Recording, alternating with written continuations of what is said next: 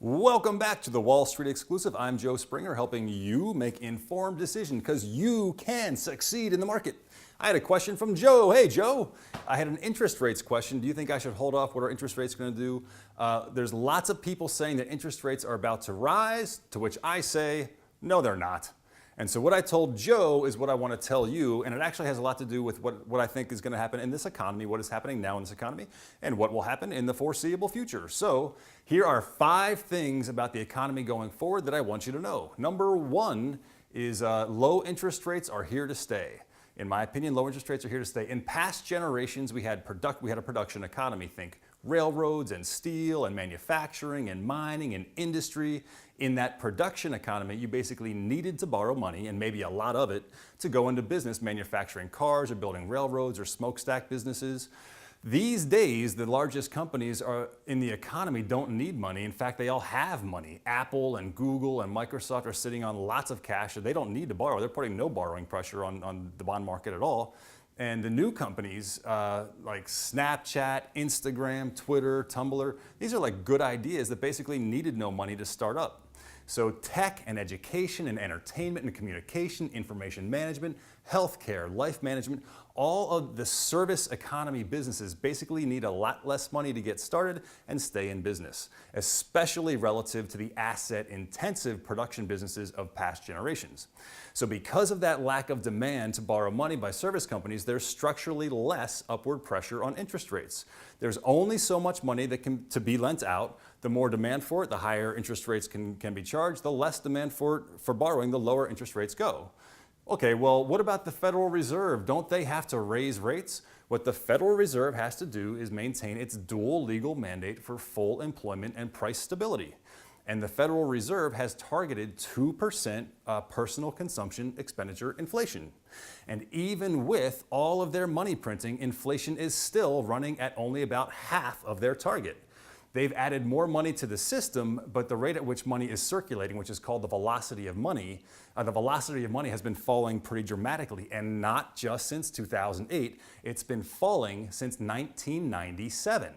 Our economy always had more and more workers. World War II sent women into the workforce and they never left. The 1980s had a technological and business innovation boom. Now baby boomers are retiring and there are less workers behind them to replace them.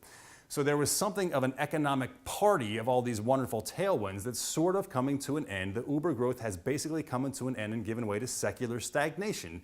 Secular stagnation is just the idea that there were a lot of strong drivers in economic growth and they've kind of played out.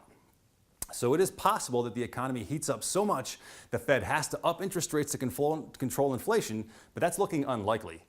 Okay, yeah, but what about the Fed saying or hinting that they're going to raise rates? They're hinting at it. Well, they have a mandate for inflation and employment, and when they injected trillions of dollars into the economy to get inflation, and they still didn't get it. And so now when they do oral easing, saying, hey, we're going to raise rates, that's the same thing as saying, hey, bonds are going to lose money and you should sell your bonds.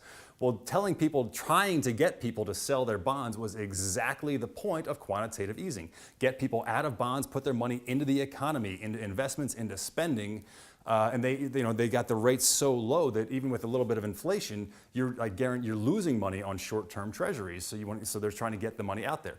Okay, number 1, low interest rates seem here to stay. Number 2, less demand for commodities. Just like service companies need less capital to start up and run, they also need less material than in a production economy. Raw materials in an industrial economy have sold off recently, should remain cheap due to relative lack of demand in this service economy. Same with number 3, energy. There should be less demand for energy. Service businesses are not energy intensive, especially relative to the production economy we had. And the lack of demand in the energy markets we've seen lately looks like it's here to stay. Along with improved energy efficiency, cheap energy looks like it's here to stay. Okay, so money looks like it'll stay cheap, materials look like they'll stay cheap, energy looks like it's going to stay cheap. There's also looks like there's going to be continued less demand for employees. Employment as a percentage of the working age population is below 60%. Again, that started falling before 2008. Automation, robotics, apps available on the internet, the service economy is likely to continue to need less employees, especially employees without special skills. Okay, so number 4, less need for employees. Okay, number 5, The government is likely to expand quite a bit. That's not no value statements here, but less demand for employees is happily happening as we have less potential employees as baby boomers retire, so that's good. Energy, raw materials should stay cheap, low inflation. Okay, these are good things for consumers. Nevertheless, the world gets more complicated every day, requiring more education. More and more people are being left behind. We already have a pretty stark gap in inequality, and it's only widening. The transition to the service economy needing specialty skills at the same time as lots of retirees not earning much on their bonds. They have some of them underfunded pensions, some of them planning on selling their homes to the next generation, which is not going to be there to buy them.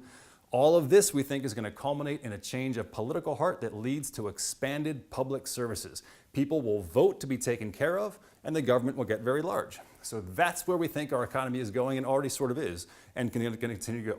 Number one, low interest rates seem like they're here to stay. Number two, low demand for commodities seems like they're here to stay. Number three, low demand for energy seems like it's here to stay. Number four, less demand for employees, especially than we had historically. And number five, all of that culminating in expanded government services. I hope you found that helpful, even if you don't agree with all of it. My name's Joe Springer, helping you make informed decisions because you can succeed in the market.